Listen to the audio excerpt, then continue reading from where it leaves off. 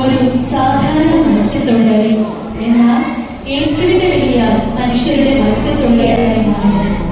ഒരിക്കൽ ഭയന്ന് തന്റെ ഗുരുവിനെ 3 പ്രാവശ്യം തള്ളിപ്പറഞ്ഞ പത്രോസ് പിന്നീട് ക്രിസ്തുവിന് വേണ്ടി ജീവൻ പോലും സമർപ്പിക്കാൻ തയ്യാറായ വിശ്വാസത്തിന്റെ പാറയായി മാറി.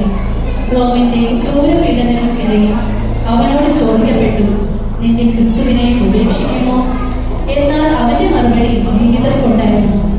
മരണശിക്ഷയായി ക്രൂശീകരണം വിധിക്കപ്പെട്ടപ്പോൾ എന്റെ കർത്താവായ യേശുവിനെ പോലെ മരിക്കാൻ ഞാൻ യോഗ്യനല്ല, എന്നെ തലകീഴായി ക്രൂശിക്കൂ എന്ന് വിനയത്തോടെ അപേക്ഷിച്ചു.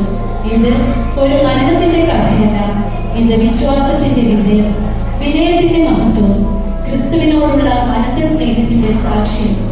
ഇന്ന് ഞങ്ങൾ അവതരിപ്പിക്കുന്ന ഈ ടാബ്ലോ വിശുദ്ധ പത്രോസിന്റെ ആ അവസാന നിമിഷങ്ങളെയും ക്രിസ്തുവിന് വേണ്ടി ജീവൻ സമർപ്പിച്ച അദ്ദേഹത്തിന്റെ അചഞ്ചല വിശ്വാസത്തെ ദൃശ്യവൽക്കരിക്കുന്ന ഒരു ചെറിയ ശ്രമമാണ്.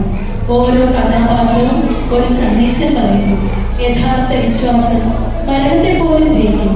ഇപ്പോൾ വിശുദ്ധ പത്രോസിന്റെ തലകീഴായുള്ള ക്രൂശീകരണം എന്ന ഈ ഹൃദയസ്പർശിയായ ടാബ്ലോയിലേക്ക് നിങ്ങളെ സ്വാഗതം